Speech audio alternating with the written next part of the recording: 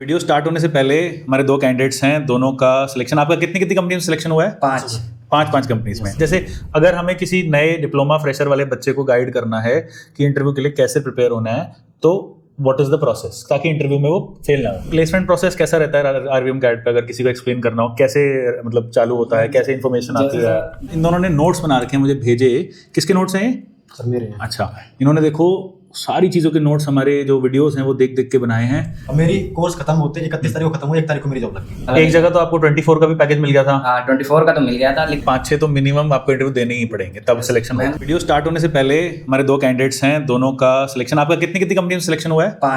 पांच कंपनीज में। अभी किस में हुआ है? अभी हुआ है PICL India private limited, sector 16 Faridabad. वो कंपनी अच्छी लगी आपको? जी सर। ठीक है, तो ये ना इन दोनों ने नोट्स बना रखे हैं, मुझे भेजे। किसके नोट्स हैं ये? सर मेरे हैं। अच्छा, इन्होंने देखो सारी चीज़ों के नोट्स हमारे जो वीडियोस हैं वो देख देख के बनाए हैं, एंड मैं बहुत ही ज़्यादा इससे इम्प्रेस्ड हूँ। देखो GD&T technical question, engineering drawing, इसके बाद क्या लिखा है आपने? कंपनी डिटेल्स, मेजरिंग इंस्ट्रूमेंट, यहाँ आरवीएम गाइड भी लिखा हुआ है, और इन्होंने हिंदी में ही बनाया कि भाई टॉलरेंस का क्या मतलब है। तो ये सारी वीडियोस आपने हमारी देखी है? Yes, sir, उससे हर एक अच्छा, वीडियो है। और ये AutoCAD सॉलिडवर्क्स का जो आपका टीचर जो बता रहा था वो नोट्स आपने इसमें बनाए। बता रखे हैं। तो इसे कहते हैं मेहनत, और अब बताएंगे कि कैसे इंटरव्यूज इनके क्लियर हुए। अच्छा, ये सारे आपके GD&T के सिंबल्स हैं, राइट? ये भी पूछे गए पूरे। ये तो पूछेंगे ही, इसके बिना तो इंटरव्यू क्लियर ही नहीं होगा। डेटम फीचर क्या होता है, टॉलरेंस फीचर क्या होता है, काफ़ी अच्छे नोट्स हैं। आप दोनों के पूरे नाम क्या हैं? पवन कुमार। और आपका? नागेश कुमार। अच्छा, ठीक है। तो हाय स्टूडेंट्स, आज हमारे साथ पवन कुमार और नागेश कुमार हैं। कहाँ से हैं आप दोनों? कानपुर से सर। मैं सर आगरा से। आगरा से। तो इनका मिठाई के डब्बे भी लेके आ रखे हैं, इनकी जॉब लगी है। तो पहली बात तो बताओ, 5 कंपनीज में प्लेसमेंट हुआ है, तो कहीं जाते क्यों नहीं थे? सर गए थे हम वहाँ पे सारा प्रोसेस देखते थे, उनका ड्राइंग देते थे, उनकी ड्राइंग बनाते थे हम। हाँ, और उनका टेक्निकल राउंड GD&T जो चीज़ पूछते थे वो सारा कुछ बताते थे।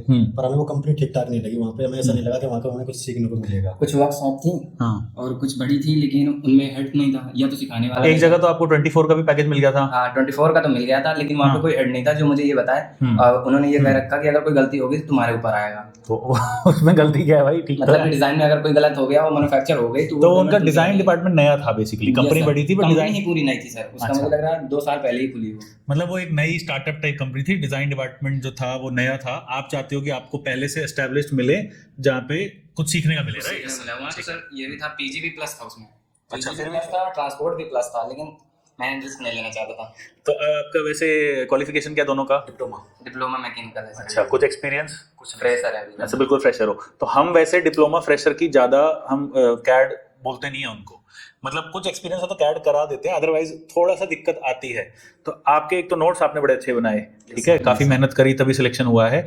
और क्या कुछ इशू आया था आपके? जैसे इंटरव्यू प्रोसेस का बताओ जनरल, आपका सबसे टफेस्ट इंटरव्यू कौन सा रहा? मेरा टफेस्ट इंटरव्यू था यही था लास्ट, जिसमें PICL हुआ मेरा। तो अच्छा, आपका ये टफेस्ट था। और आपका? मेरा था मैचबॉक्स का, जो फर्स्ट इंटरव्यू। मैचबॉक्स से कंपनी आई थी, यस यस। वहाँ पे क्या ऐसा पूछा गया था? वहाँ सर सीन तो ये था कि हमारा जैसे कि हम यूपी बोर्ड से पढ़े हुए हैं, तो वहाँ इंग्लिश टू इंग्लिश बात कर रहे थे। तो फिर तो लैंग्वेज का इशू हो गया ना, इंग्लिश आपको, फिर आपने नोट्स में हिंदी में बना रखे हैं। वही सीन था। इंटरव्यू सर इंग्लिश में ये भी हुआ था, लेकिन यहाँ पे ये था कि मतलब अगर समझ में नहीं आया तो बोल दो अगर हिंदी में, तो वो बोल देते हिंदी में भी रिपीट कर देते थे। वहाँ वाला इंग्लिश नहीं बोला जा रहा था, दोनों में गया और यहाँ पे सर यहाँ पे मेरा अच्छा गया था सर। अच्छा, तो ये मैच बॉक्स में एक तो इंग्लिश का इशू था, और टेक्निकली क्या क्या सब में, जैसे अगर हमें किसी नए डिप्लोमा फ्रेशर वाले बच्चे को गाइड करना है कि इंटरव्यू के लिए कैसे प्रिपेयर होना है, तो व्हाट इज द प्रोसेस ताकि इंटरव्यू में वो फेल ना हो? पहले तो सर मैकेनिकल पढ़ना पड़ेगा, क्योंकि सबसे पहले तो वो जानना चाहते हैं कि डिप्लोमा में कुछ पढ़ा कि नहीं पढ़ा। ठीक है। फिर इसके बाद सॉलिडवर्क्स का पूछते हैं। फिर इसके बाद सॉलिडवर्क्स में ये तब पूछते हैं जब GD&T हमारी क्लियर होती है, क्योंकि डेटम नहीं मालूम होगा तो गलत होगा। लाइन स्ट्रेटनेस कैसे करनी, हॉरिजॉन्टल करनी, वर्टिकल करनी, जब इसका ज्ञान नहीं है तो सॉलिडवर्क्स में कोई मतलब नहीं है। तो ये पूछते हैं। फिर इसके बाद सॉलिडवर्क्स की डिजाइन पूछते हैं, फिर कुछ डिजाइन भी देते हैं, फिर वो बनाते हैं। फिर इसके बाद उनकी बातों को अच्छी तरह से गौर करके समझना, और फिर वो जब अपनी कंपनी घुमाते हैं तो वो अचानक ले आके आते हैं, फिर एकदम से पूछते हैं हम वहाँ पे क्या देखा। अच्छा, तो ये सब चीजें अटेंटिवनेस देख रहे हैं। हाँ, तो एकदम से मतलब क्लियर है। क्योंकि मैं BST पे जब गया ना, तभी उसने मुझे 24 ऑफर किया, क्योंकि एक काम चल रहा था वहाँ पे। फिर मुझे आके मतलब रूम पे ही पूछे रिसेप्शन में क्या हुआ, क्या कर रहे थे वहाँ पे, देखा तुमने क्या देखा? ने 18 ऑफर किए थे। अच्छा, इनको 24। इसको ऐसा था, उनका पर्सन टू पर्सन था। जैसे कि मान लो वहाँ पे ये मैं गया था, मैंने मना कर दिया, ये गया, अब बोले थे कि कोई बंदा टिक जाए ना टिक जाए, ऐसे नहीं ठेलो जो भी है। बट ओवरऑल इसकी कंपनी की बात करते हैं, PICL। तो ये कंपनी क्या करती है? ये सर HVAC के पार्ट मोटर वगैरह बनाती है। सभी प्रकार के मोटर्स बनते हैं, वॉशिंग मशीन हो, देखा आपने प्रोडक्शन होते हुए? प्रोडक्शन होते हुए देखा, क्योंकि लाइन का काम उनका बहुत बड़ा है, हर जगह लाइन का ही काम है। हम लोग को R&D में ही लगा है, डिजाइन भी लगा है, और इंस्पेक्शन भी हमें करना है, R&D भी देखना है, और डिजाइन भी बनाना है, ड्राफ्टिंग भी करनी है, और मैन्युफैक्चरर है उनसे बात भी करनी है, और जो मैन्युफैक्चरिंग हो रही है वो भी देखना है। मैंने क्या डिजाइन पे नहीं रखा है, मतलब सारा काम देखना है। R&D डिपार्टमेंट तो वैसे भी सारा ही होता है। ओके, क्वालिटी के बाद दूसरा हमारा ही नंबर है, वहाँ 1 इंच 1 mm भी तार माइक्रोन, मतलब जो छीली जाती है ना तार ऊपर की, अगर 1 mm भी आगे पीछे तो उसको सही करना पड़ता है। अच्छा, तो ये जो कंपनी है इसमें टीम कितनी बड़ी है डिजाइन की?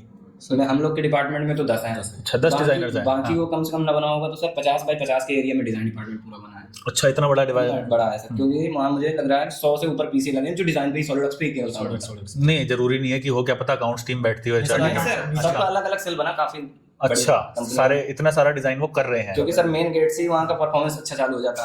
अब मैम का फोन गया यहाँ से, उन्होंने कोई कॉल अटेंड नहीं करी, कह रहे हैं हम जब तक HR सर से बात नहीं होगी तब तक हम आपको एंट्री नहीं देंगे। तो पहले तो वहाँ हो गया, फिर उसके बाद अंदर गए तो रिसेप्शन में रोका गया कि रिसेप्शन किस लिए आया। मतलब इट्स अ प्रॉपर कंपनी, बहुत बड़ी। तो मैंने कंपनी भी देखी, PICL डाला यूट्यूब पे, तो बहुत बड़ा सेटअप है। इससे तो RVM कैट्स में लगता है 5-6 गुना बड़ी, इतना बड़ा प्लांट है उनका। IMT में है ना? यस सर, अच्छा, ठीक है। पंचिंग प्रोसेस में सर 2 दिन लग गए वहाँ। अच्छा, हाँ, वो तो ऑब्वियसली वो स्ट्रक्चर है ना। तो अब ये जो कंपनी है इसके अंदर आपका रोल डिजाइन R&D रहेगा, और आपको ट्रेनिंग पीरियड कितना टाइम का दिया है? 1 ईयर का दिया है। 1 साल वो आपको पूरा सिखाएंगे। कुछ बॉन्ड साइन कराया है? नहीं। अच्छा, ये अच्छा, आपको ID कार्ड भी मिल गया इनका? हाँ, अप्रेंटिस में रखा है ऑब्वियसली आपको, क्योंकि डिप्लोमा फ्रेशर हो, R&D पर लिख दिया डिपार्टमेंट। ठीक है, ठीक है। तो अब ये जो और क्या क्या रिस्पॉन्सिबिलिटीज होगी वहाँ पे, कुछ और बताया गया? कुछ चैलेंजेस हो? नहीं, चैलेंज नहीं है सर। चैलेंज ये है सर, उन्होंने बोला इंस्पेक्शन के लिए होगा, पहले हमें इंस्पेक्शन जब सही होगा तब हम डिजाइन पे रखेंगे। डिजाइन पे रखेंगे, पर रखा डिजाइन रोल पे, डिजाइन रोल पे ही और है। करवाएंगे हमसे। अभी भी वो बीच में बोल रहे कि तुमसे ऐसा नहीं है कि हम तुमसे इंस्पेक्शन करवाएं, तुम्हें पार्ट भी देंगे। तुमसे सॉफ्टवेयर कौन सा यूज कर रहे हैं? सॉलिडवर्क्स 2024। अच्छा, वो तो लेटेस्ट ही होगा, इतनी बड़ी कंपनी है। ठीक है, तो आपने यहाँ पे सीखने में कितना टाइम लगा? कैसे आप पास आउट कब हुए थे? मैं पास आउट हूँ 2024। अच्छा, उसके बाद RVM कैड आने का कैसे प्लान बना? सर मैं RVM से 3 साल पहले से जुड़ा हुआ हूँ। अच्छा, जब से मैं फॉलो कर रहा हूँ RVM को, मैं सोचता था जाऊंगा, पर मेरा कंप्लीट होगा, मैं फिर उसके बाद ही आया हूँ। अच्छा, और आपका? मेरा सर 2023 में पास आउट है। अच्छा, इसके पहले मैं डिजाइन वाला इंदौर से मैंने AutoCAD, SolidWorks, ANSYS, Creo, CATIA सब करा। कितने पैसे लगा दिए थे वहाँ पे? 32,000। लेकिन मैंने शौक पे लगाया था, क्योंकि मैं जब कॉलेज में था फ्रेंड लोग करते थे, मैं देखा करा, कुछ दिन क्लासेस भी करी, बंद कर दिया। इसके बाद आज भी कॉल आता है। Creo क्लास मेरी चलती है 7 बजे, 7 o'clock पे। ये इंदौर में एक सेंटर है ना जो एक थोड़ा इंस्टाग्राम वगैरह मार्केटिंग है, वही वाला है क्या? डिजाइन वाला वगैरह है सर। अच्छा, उसी में वो भी सही है सर, ये पढ़ाते वो भी अच्छा है। लेकिन फिर एक उन्हीं का स्टूडेंट उज्जैन में रहता है, उसने मेरे को यहाँ बताया। अच्छा, कि आप इधर करिए। RVM पे जरा। ओके, तो यहाँ पे फिर आप जो कंपनीज आपका जहाँ सिलेक्शन हुआ, कहीं जाके काम भी किया था आपने कि जाते ही नहीं थे? कहीं नहीं गया, मैं 2 दिन गया हूँ केवल एक्सेल में। मैं नहीं गया सर। अच्छा, 2 दिन में वापस आ गए।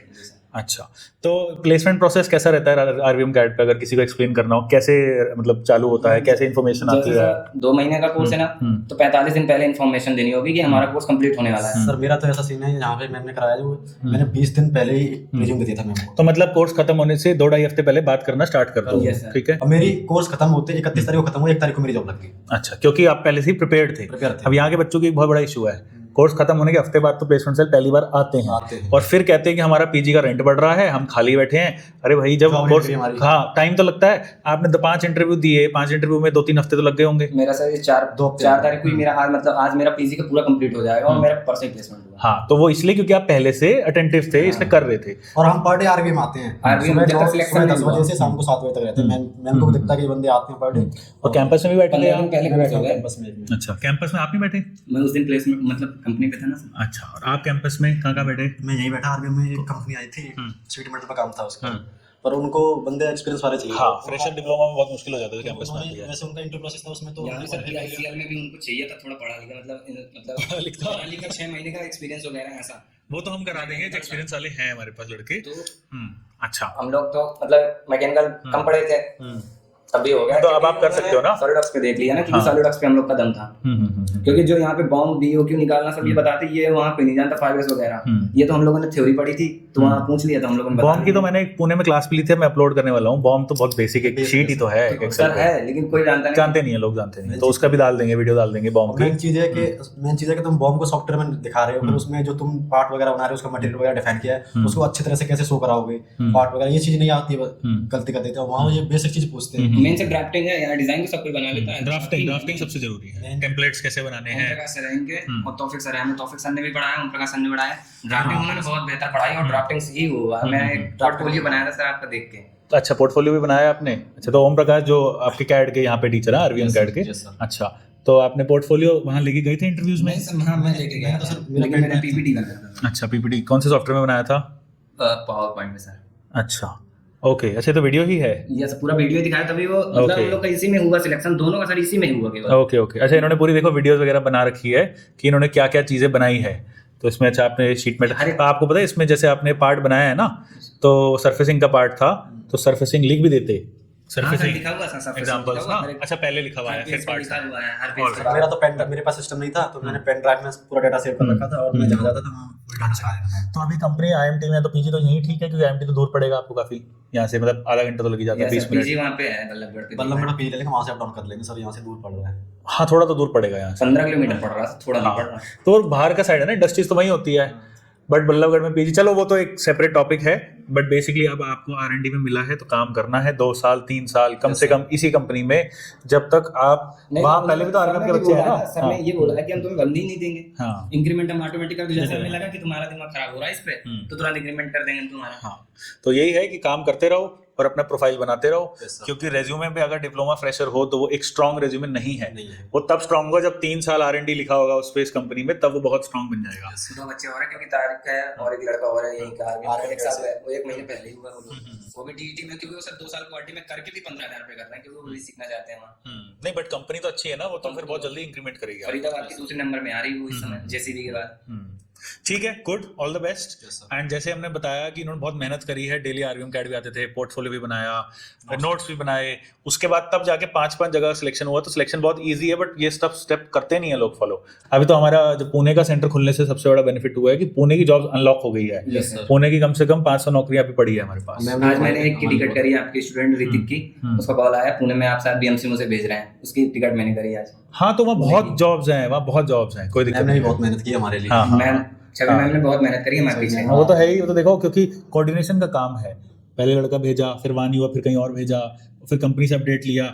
अभी जो सबसे बड़ी दिक्कत है, 5 कंपनीज में सेलेक्ट होने के बाद मना करा, तो फिर लड़के भेजे उन 5 कंपनीज को, तो कोऑर्डिनेशन बहुत काम है। सैलरी में जो इशू आती थी मैम वो भी सॉल्व करती थी। जैसे मेरा एक सिलेक्शन हुआ, वहाँ 15 दे रहे थे, मैंने कहा मैम 17 चाहिए मुझको, तो कह रहे ठीक हो जाएगा, बढ़ा देते हैं वो, कोई दिक्कत नहीं है। मैम कमेंट चाहिए कि बंदे को डिमोटिवेट नहीं करती है। मैम बोलते हैं कंपनी में कमी है, हम आपके अनलिमिटेड इंटरव्यू करवा देंगे। ऐसा होता है ना, एक जगह सिलेक्शन नहीं हुआ तो बंदा उदास हो जाता है, फिर घर भाग जाते हैं। 5-6 तो मिनिमम आपको इंटरव्यू देने ही पड़ेंगे, तब सिलेक्शन होता है। मैम ने ये बोला कंपनी में कमी है, तुम में कमी नहीं है। अच्छा, चलो गुड, तो ऑल द बेस्ट। अपने टीचर वगैरह को मिठाई खिला दो।